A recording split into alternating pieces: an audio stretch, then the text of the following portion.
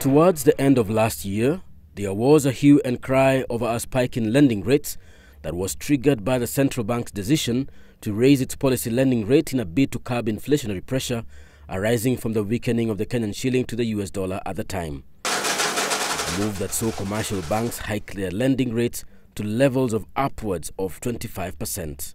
And now the word is out on which banks were charging what by the start of this year.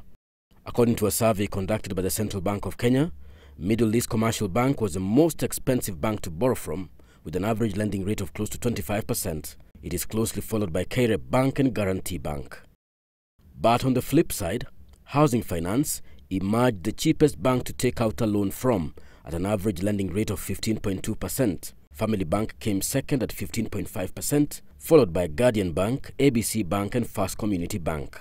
And as to what the country's top 5 biggest banks were charging, Kenya's largest bank by assets, KCB, stood at 17.3%. Cooperative Bank was imposing an average lending rate of 17.5%. The country's largest bank by customer base, Equity Bank, stood at 19%, with Barclays and Standard Chartered Bank tying at 18.5%. If one were to translate what each of the big 5 banks are charging on a 1 million shillings personal loan, repayable over a 5-year period, the least monthly interest payment would be at KCB and Co-op Bank at close to 8,000 shillings per month. The most expensive is Tanchat, where one would have to fork out slightly over 11,000 shillings in interest payment per month. At Equity Bank, one would have to part with 10,555 shillings per month in interest payments.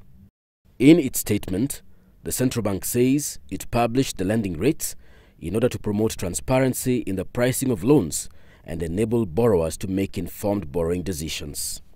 A move that is in turn expected to foster competition among banks and thereby push down the cost of credit. Stephen Kimani, Citizen Weekend.